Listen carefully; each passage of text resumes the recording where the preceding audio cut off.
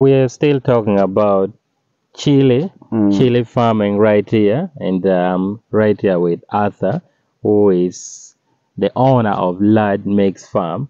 This is actually amazing information if you're interested in doing chili farming right here in northern Uganda. You know, he's saying you can do it because it can grow here. He's having about 6 acres of chili, and it's quite amazing. You've already touched a bit of it because that was my next question actually. I wanted you to take me through, some of the things that someone need to know when doing chili farming, maybe from the start to somewhere there. But you've already touched a bit of it. But you can take us through someone who does not know anything about chili. Where do you start from, for you to get some good chili? Yeah. Thank you so much, Charles, for that question, because then I can be able to give you step by step. Yes. First, you need to identify the variety you're going to plant. You can only identify the variety once you talk to the exporting companies. They'll tell you the variety they prefer for you to grow because that's what the market is demanding. Yeah. When you do get that, some of these companies have the seed. They'll be able to give you, and you go and you propagate. Yeah. Others, they'll refer you to some companies that sell some of these seeds. Yeah. You'll be able to go and buy, and then you set up your nursery bed. But as you set up your nursery bed, make sure that you make sure to operate and open up the soils. They have to be very loose soils, well prepared gardens, because chili does not like weeds. If you try and see here, we've tried as much as possible to avoid a lot of weeds, Yeah, true. creating some kind of competition with the chili. Yeah. And so the garden has to be weed free if you are going to, because if you leave the weeds to be grown, say like this one which they left out accidentally, as you try to remove it, there is a way it can create friction on the chili, and then cut it and create a line. Once it has that blemish, the exporting company will sort it out. So there is a lot of sorting. But to let you know that once you have the chili and you've planted it well, you need to get in touch with the agronomist of that particular company, who will come and supervise you and come and look at the garden. See the agronomic practices you're using, the challenges or gaps that are there, and advise you accordingly. When you're about to start harvesting, they actually make sure that they come and visit you on the farm, including once they feel that it is beginning to bring fruit of this size, they now go back and they recommend a government inspector to come and look at it. They want to ensure that what is coming from this particular garden is going when it is healthy enough to be consumed. Otherwise, they don't want a certain product to tarnish the image of the country when you export something that is below standard. That's the role of the government inspector to come. And some of them will even take the samples and go and test and make sure that it is not having either some pests that have made some holes and maybe laid eggs in there, or whether they'll even recommend to you the recommended chemicals that you're supposed to spray against, either treating with your anthracnose or fungal infections, and how you can eliminate the the virus affected plants. It is important that as you plant and as you wait for the chili to grow, to get in touch with what they call the lead farmer in your sub-region. Each region has what they call a lead farmer. He's the one who can come also if the inspectors and the agronomists of the company are not around to come and look at your garden. When you harvest, by the way, when they come, they always give you certain books that you're supposed to use to monitor. And you record whatever you're seeing. And that one is done twice every week. You go into the garden, observe what is happening, record. If there's something that you don't understand clearly, you ring them and let them know. But also when you're sending this chili, you send it to the exporting company. But these forms, it's supposed to be escorted by the forms that you're going to get from this particular book, where you've been registering your observations. Now that particular document, you actually channel it through your lead farmer. He's the one who knows where he'll direct it to the ministry and so forth. Now that one provides evidence of what you've been doing and the chemicals you've been spraying and the duration or frequency you've been applying this kind of of agronomic practice.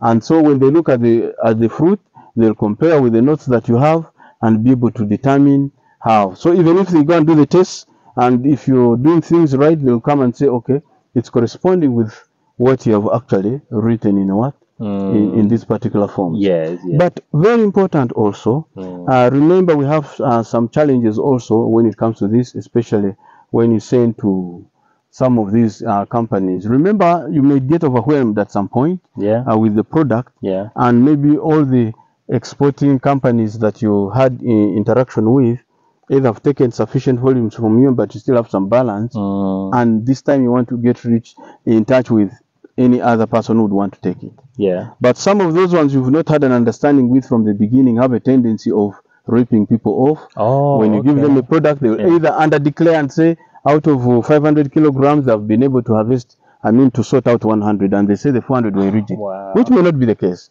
Others, even with the 100 you've given them, others want to fleece you and don't want to pay you the chili. And remember, you've invested in a lot.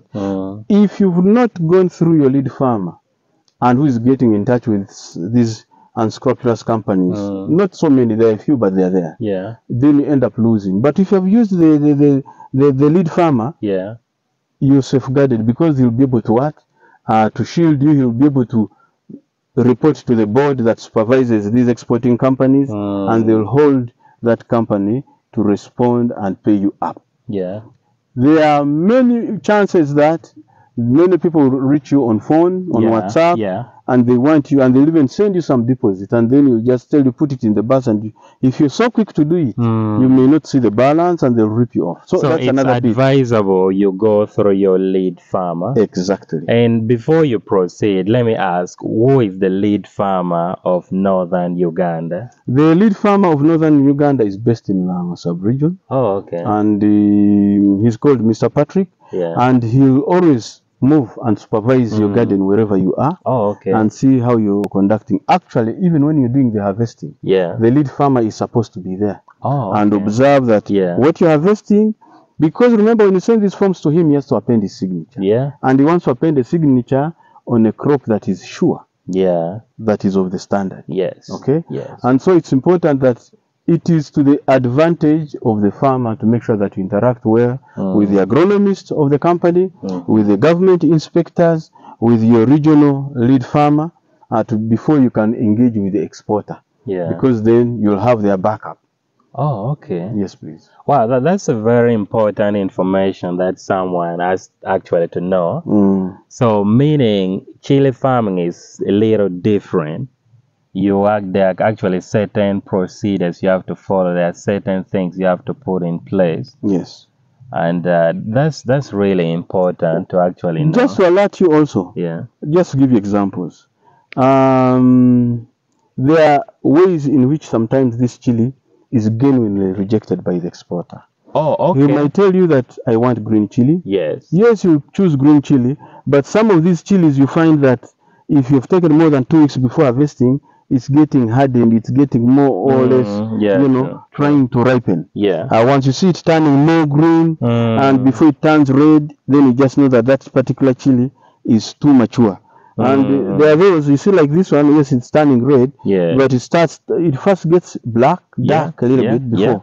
So if you harvest chili that is mature, if you harvest the chili that is mature and you put it in the bag, by the time it reaches the desk or the table of the exporting company, remember whenever you send, remember you put it in the boxes, in the sacks and so forth. Yeah. You'll find that there is a tendency of, they'll always pour it on their tables to sort. Oh, okay. Yes, because they are not sure of what you've taken. And you remember, for us, we normally put, for instance, in sacks. Yeah. Okay, and they put it in the boots of these buses and so forth. Yeah. So somewhere, some of these are manhandled. Yeah. So you find there are damages, broken ones, those which are not fit. So whenever you send, let's say 500 kilograms, they'll pour them on the table, sorting table, at Kampala level of the exporting company, and they'll sort. Whatever they're comfortable with, they'll pack it in their box, exporting boxes, say in 3 kilograms each, or 5 kilograms, or 10 kilograms, depending. So whatever has passed is what they'll pay you for. The other reject, you're either free to go and take it back and dry it, but in most cases you throw it because you have enough here. You don't need to go and pick or take the reject that is there. So it's important that how you handle this product. If they say they want green chili, you've picked green, but it's mature green. By the time it reaches there, it is turning like this. He's not going to take it because it's no longer green. It's something between green and red. And that is at Kampala level. By the time they put it on a flight to go to say in a particular destination, it is now red. Remember, the market has requested for green, not red. So in that case, he can end up rejecting the whole consignment. And that is to your disadvantage. You see, which can be, you know. The other thing is when you are harvesting, if, for instance, they want the chili Sunday morning. You are supposed to harvest on Saturday from morning up to evening and ensure you transport that chili Saturday night. And then they can receive it Sunday morning. Why? Because when you send it, they'll be able to get it when the stock is still fresh. Remember, when you're harvesting chili, you don't just pick anyhow and you do maybe something that is like this. They don't want that. When you pick, you have to pick and make sure that you leave the stock on. This is what preserves the chili for a longer period of time when it is on the shelves out there on the market. So sometimes if you pick chili and you send it and the stock is already withering, shrinking and drying off, even if it is green and looking nice, they will reject the whole chili because the market out there wants this when it is still fresh. So that's another case. And we've had both cases where our chilies have been rejected over a time. You take it and it is rejected. And so it becomes a learning, experience for ourselves as we try to improve. So you need to be in touch with the company, agronomist. They have to move together, together with the government inspector and the lead farmer. If you're not going to incur some of these challenges. Thank you. Oh wow, there's actually a lot to learn right here. Personally, I'm getting to learn a lot. So meaning once I'm ready maybe to venture into chili farming, at least I know where to start from and the right thing to do. As a chili farmer, someone who has been doing it for quite some time, what are some of the challenges that chili farmers normally face? One thing, obviously, I've told you is about the transportation if you're in the northern part of the country. Unless if you know that you have your own means of transport, then you can put it in your own pickup and transport. That's ours. One of the problems is what? Transport.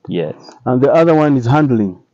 The handling, once you take to some of these bus companies that do the transportation, they'll manhandle because they want to squeeze as much as possible to maximize, the volumes in a particular boat. And these are perishables. So if they don't handle with care, then it becomes what? A problem. The other ones now that is based on the garden, there are pests that like boring, putting holes into this chili, trying to lay eggs and so forth. Then the other challenge, of course, we have diseases. I've told you that fungal infections are quite many. But we also have the virus. Like this particular one is infected by virus. I'm actually saying it's quite different. So that means that's why you find it has those blemishes on it. You find it is green but having some yellow spots, patches. If you take that, this one they can't. They'll have to sort it out. So meaning this one, if it's a viral infection, we are supposed to just uproot, shake the soil there, and carry it and throw it at the boundary. Otherwise, it ends up infecting the other one. Ends up infecting the other one. But so that's those are some of the challenges. And as a way of trying to control them, we have certain chemicals that we spray. But we also, if you have noticed, we have what we call stickers. There are some which are blue. You'll be able to capture and you see them. We have the yellow ones also. But we also have what we call the fruit fly traps, which have their own pheromone, traps within. Those attract all these kinds of insects. So you'll find you have insects, yes, but they'll not be as intense as when you don't have them. You see, this is to try and reduce on the occurrence of these pests and diseases that really affect you in the garden. Yes, please. Okay. Now you've touched that thing already. Let's talk about it. I've been moving around the garden and I'm seeing something blue, in the garden. Let's get to know what are those, and do you have to just make it locally or do you buy it? What exactly do they do? Okay, thank you so much. Now, when you do establish your chili garden, you're supposed, as I told you, to ensure maximum, agronomic practices to avoid diseases and pests. Remember, it's an export product, and it has a bearing on the reputation of the country. If you take it to an export and they take it and they find that it is infected. So each exporting company has what they call an agronomist, a company agronomist. And even if you start and you don't have the financial resources to actually have these traps, most of these companies have them. Have these traps and the stickers and so forth. They'll give them to you in advance because it's also in their interest to make sure that they export a product that is healthy. So these ones we managed to get them from some of these exporting companies that we're working with, and we're able to establish them. And once you have it set, that's when the agronomist will also bring the government inspector to see the level of preparedness that you have really put on your farm, and see whether the traps are working well, the kind of insects that are being trapped, and whether the pheromone traps and so forth are well set. And also to look at the regime of how you're doing what? Spraying the chemicals on your farm. What particular chemicals are you using? Are those that are recommended, that can pass the export board, or there are those that are banned? They'll be able to guide you in all that. And then you can be able to move ahead. That's why I tell you that for chili farming, you have to be extremely careful on how you do carry out each step, because it is to your advantage. And once you do it well, the sky's the limit, because then you can keep on harvesting and you're sure that your product will be taken. And you also have to build your own reputation, because exporters, once each time they test their chili and they find your chili and it's passing the test, whenever they come to the garden and they find it ready, it becomes easier for them to always look at you. Remember, you're not the only person supplying them. There are so many. So if they have lesser, say the orders, they say sometimes they would want 4 tons or 8 tons. But there are times when they need only like 500 kilograms in a particular week. So instead of tapping through the other farmers, they'll always zero down to this particular farmer whom they know doesn't normally have all these challenges, and they're not going to start sorting and so forth. So once you handle your garden properly, be sure they'll also be giving you market quite often. Yes, please. You've talked of chili, like one kilogram at 2,000, or some at 3,000. Talking about chili, is this something that you would say it's if you grow it, then you manage to go through all these the challenges. Would you say it's something very profitable that people of northern Uganda or Uganda should think of doing? Actually, this is why I chose this particular product, because as we go into farming, we have to be really target farmers. You want to go into farming when you're sure that what you're planting, there's a market for it, but not just market, it's paying you well. I've told you that once you establish a nursery and you put in the seeds, it takes 1 month. Then if you transplant it, it takes 1.5 to 2 months, and then you start harvesting. So say you started harvesting mid-May or end of May. So each month you're going to harvest twice. And each time you're harvesting a minimum of 500 kilograms. So if it's fetching you and 2 acres, you'll be able to get your 1 million shillings. And that means every month you're getting your 2 million shillings. So that is some consistent money. And remember, you just keep weeding and make sure that you spray it, make sure the traps are well set. And if you look after the garden properly, you can even harvest after 2 weeks in a particular farm for a full year. And that is very good income, looking at chili. The only challenge is, the only setback we might have as the region in northern Uganda, we're a little bit far from the market, the exporters, because remember, it's very far from the center, and if you don't have your means of if you have your means of transport, it can be but it's also a bit costly, because for instance, me, I'm based in Waya. From Waya to Gulu, before it goes into a bus, I have to pay a certain amount of money, and then from Gulu to Kampala, I also have to pay another amount of money. But say if you're in Luwera and you're closer to the road in those other districts, from there you just drive maybe 1 kilometer or half a kilometer, or you're almost along the road. There you compete more favorably and you'll not incur a lot of losses like somebody who's this way. Remember, it's also perishable. But there are other companies that keep on asking for people who would want to grow chili, and it's a very good crop if you can go into it properly and you know exactly how to look after it. It can give you good returns. I encourage people who can go into chili farming to embrace it. At least it has sufficient amount of money that you can earn from it.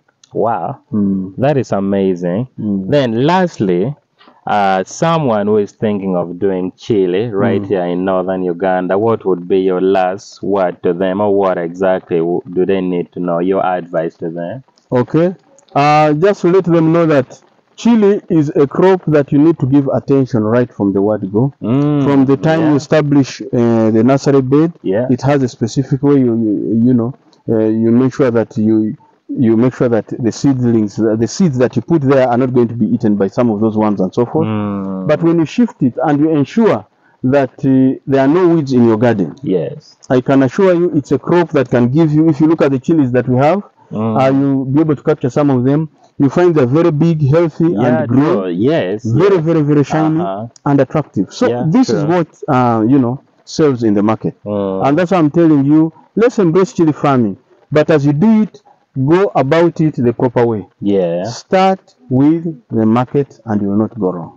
Thank you. Wow, you're welcome. Thank you for your time, and thank you for watching. This is Lad Makes Farm, and I'm right here with Mr. Arthur.